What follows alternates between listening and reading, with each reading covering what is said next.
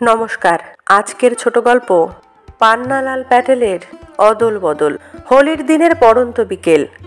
নিম গাছের নিচে গায়ের একদল ছেলে জড়ো হয়ে ধুলো ছোড়াছুড়ি করে খেলছিল। হাত ধরাধরি করে অমৃত ও ইসাব ওদের কাছে এলো। দুজনের গায়েই সেদিনকার তৈরি নতুন জামা। রং, মাপ, কাপড় সব দিক থেকেই একরকম। এরা দুজনে একই স্কুলে একই ক্লাসে পড়ে। রাস্তার মোড়ে এদের বাড়ি দুটো মুখোমুখি। দুজনের বাবাই পেশায় চাষি, জমিও প্রায় সমান সমান। দুজনকেই সাময়িক বিপদ আপদে সুদে ধার নিতে হয়। বলতে গেলে ছেলে দুটোর সবই একরকম। তফাৎ শুধু এই যে অমৃতের বাবা মা আর 3 ভাই রয়েছে। ইসাবের আছে শুধু তার বাবা। দুই বন্ধুতে মিলে শান বাঁধানো ফুটপাথে এসে বসতে। ওদের একরকম পোশাক দেখে দলের একটি ছেলে বলল, ঠিক, তোরা দুজনে কুস্তি করত, দেখি তোরা শক্তিতেও সমান সমান, না একজন বড় পালোয়ান। আরেকটি ছেলে চেঁচিয়ে উঠল, লড়ে যা তোরা, বেশ মজা হবে। ইসাব অমৃতের দিকে তাকালো। অমৃত দৃঢ় স্বরে বলল, না, তাহলে মা আমাকে ঠ্যাঙাবে। অমৃতের অত জোর দিয়ে বলার কারণ ছিল, বাড়ি থেকে বেরাবার সময় ওর মা সাবধান করে দিয়েছিলেন, নতুন জামা পাবার জন্য তুমি কি কাণ্ডটাই না করেছিলে। এখন যদি তুমি জামা ময়লা করে বা ছিঁড়ে আসো, তাহলে তোমার কপালে কি আছে মনে রেখো। অমৃত সত্যি তার বাবা মাকে খুব জ্বালিয়েছিল। শোনা মাত্র অমৃত ফতোয়া জারি করে দিল, ঠিক ইসাবের মতো জামাটি না পেলেও স্কুলে যাবে না। মা ওকে অনেক বুঝিয়েছিল, ইসাবকে খেতে কাজ করতে হয় বলে ওর জামা ছিঁড়ে গেছে, আর তোরটা তো প্রায় নতুনই রয়েছে। মোটেই না, বলে কাঁদতে কাঁদতে অমৃত ওর জামার একটা ছেঁড়া জায়গায় আঙুল ঢুকিয়ে আরও ছিঁড়ে দেয়।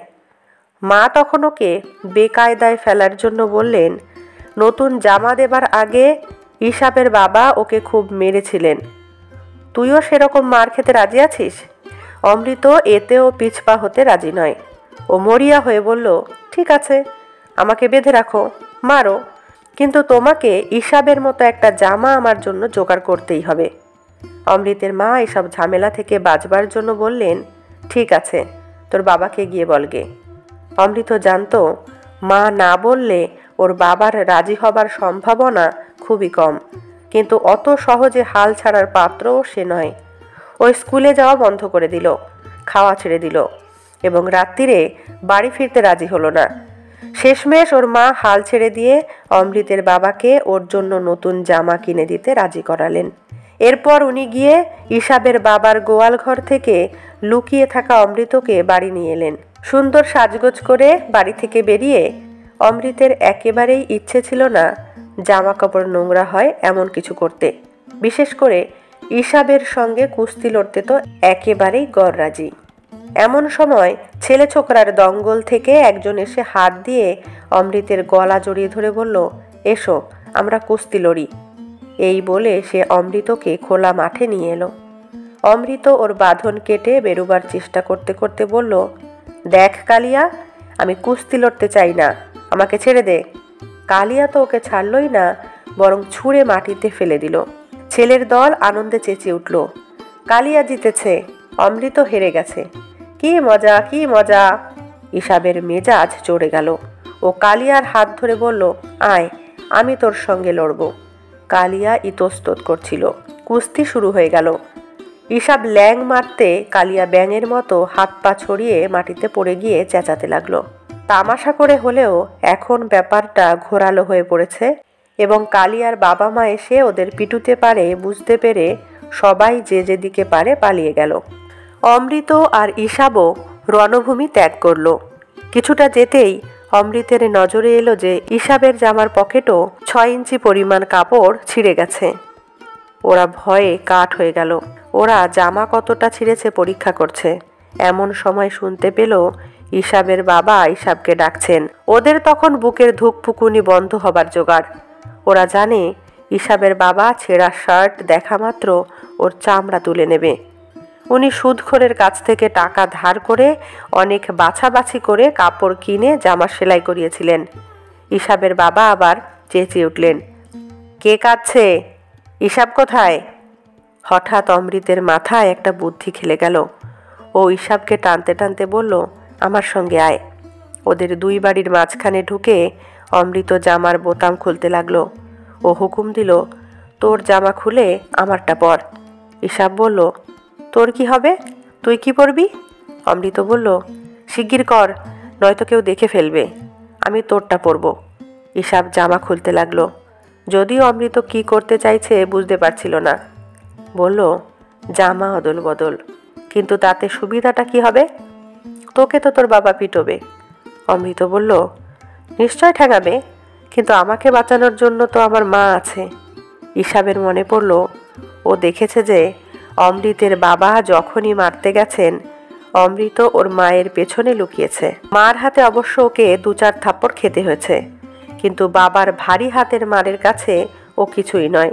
ঈশাব তো ইতস্তত করছে। এমন সময় সে খুব কাছে কাউকে কাশতে শুনল। তক্ষুনি ওরা ঝটপট জামা অদল বদল করে গলি থেকে বেরিয়ে ধীরে সুস্থে নিঃশব্দে যে যার বাড়ির দিকে চলল। ভয়ে অমৃতের বুক ঢিপ ঢিপ করছিল, কিন্তু ওর কপাল ভালো, দিনটা ছিল হোলির। সে সময় সবাই জানে কিছুটা ধস্তাধস্তি টানা হ্যাচড়া চলে। মা যখন দেখলেন জামাটা ছিঁড়েছে, উনি ভুরু কুঁচকোলেন, কিন্তু মাফ করে দিলেন। একটা সুতো নিয়ে ছেঁড়া জামাটা রিপু করে দিলেন। এতে দুজনেরই ভয় কেটে গেল। ওরা আবার হাত ধরাধরি করে গ্রামের ধারে হোলির সময়কার বাজি আর বুড়ির বাড়ি পোড়ানো দেখতে গেল। একটা ছেলে ওদের জামা বদলানো দেখেছিল। সে ওদের আনন্দ মাটি করার জন্য বলল, তোরা অদল বদল করেছিস। সে তাদের জামা অদল বদল করা দেখে ফেলেছে এই আশঙ্কা করে তারা চলে যেতে চাইল, কিন্তু ইতিমধ্যে অন্য ছেলেরাও কি ঘটেছে জেনে চেঁচাতে লাগলো, অদল বদল, অদল বদল। অমৃত আর ঈশাব সরে পড়তে চাইল, কিন্তু ছেলের দল তাদের পেছনে পেছনে অদল বদল, অদল বদল বলে চেঁচাতে লাগলো। বাবারা তাদের ব্যাপারটা জেনে ফেলবে মনে করে তারা ভয়ে বাড়ির দিকে ছুটে পালাতে লাগলো। ঈশাবের বাবা বাড়ির সামনের দাওয়ায় খাটিয়ায় বসে হুঁকো খাচ্ছিলেন। তিনি ওদের ডাকলেন, তোমরা বন্ধুদের কাছ থেকে পালিয়ে আসছো কেন? আমার কাছে এসো, বসো। ওর শান্ত গলা শুনে ওদের চিন্তা হলো। ভাবলো, যা ভেবেছিলাম তাই হলো। উনি আসল ঘটনাটা জানেন, শুধু ভালোবাসার ভান করছেন। ঈশাবের বাবা পাঠান। উনি 10 বছরের অমৃতকে জড়িয়ে ধরলেন, চেঁচিয়ে বললেন, বাহালি বৌদি, আজ থেকে আপনার ছেলে আমার। বাহালি বৌদি ঘর থেকে বেরিয়ে এসে হাসতে হাসতে বললেন, হাসান ভাই, আপনি এক ছেলেকেই দেখে উঠতে পারেন না, তা দুজনকে কি করে সামলাবেন? আবেগ ভরা গলায় হাসান বললেন, বাহালি বৌদি, অমৃতের মতো ছেলে পেলে আমি 21 জনকেও পালন করতে রাজি আছি। কেশে গলা পরিষ্কার করে পাঠান বাহালি বৌদিকে বললেন, ছেলে দুটোকে গলিতে ঢুকতে দেখেই ভেবে নিলাম, দেখতে হবে ওরা কি করে। পাড়াপড়শি মায়ের দল পাঠানের গল্প শোনার জন্য ঘিরে দাঁড়ালো। উনি অল্প কথায় ছেলেদের জামা বদলের গল্পটা বললেন। আরও বললেন, ঈশাব অমৃতকে জিজ্ঞেস করেছিল, তোর বাবা যদি তোকে মারে কি হবে? অমৃত কি জবাব দিয়েছিল জানেন? বলেছিল, কিন্তু আমার তো মা রয়েছে। সজল চোখে পাঠান বললেন, কি খাঁটি কথা। অমৃতের জবাব আমাকে বদলে দিয়েছে। ও আমাকে শিখিয়েছে খাঁটি জিনিস কাকে বলে। অমৃত ও ঈশাবের পরস্পরের প্রতি ভালোবাসার গল্প শুনে তাদেরও বুক ভরে গেল। ইতিমধ্যে ছেলের দল বাজি আর বুড়ির বাড়ি পোড়ানো দেখে ফিরছিল। তারা ঈশাব অমৃতকে ঘিরে বলতে লাগলো, অমৃত ঈশাব অদল বদল, ভাই অদল বদল। এবার অবশ্য ঈশাব ও অমৃত অপ্রস্তুত বোধ করল না, বরঞ্চ অদল বদল বলাতে তাদের ভালোই লাগলো। অদল বদলের গল্প গ্রামের বাড়ি বাড়ি ঘুরে গ্রাম প্রধানের কানে গেল। উনি ঘোষণা করলেন, আজ থেকে আমরা অমৃতকে অদল আর ঈশাবকে বদল বলে ডাকবো। ছেলেরা খুব খুশি হলো। ক্রমশ গ্রাম পেরিয়ে আকাশ বাতাসও অমৃত ঈশাব অদল বদল, অদল বদল এই আওয়াজে মুখরিত হয়ে উঠল। নমস্কার। কেমন লাগলো আজকের গল্পটি অবশ্যই কমেন্টে জানাবেন। ভালো লাগলে লাইক, কমেন্ট, শেয়ার করবেন। চ্যানেলটিতে নতুন হয়ে থাকলে চ্যানেলটি সাবস্ক্রাইব করে অল নোটিফিকেশান অন করে বেল আইকন প্রেস করবেন সবার আগে নোটিফিকেশান পেতে। ধন্যবাদ।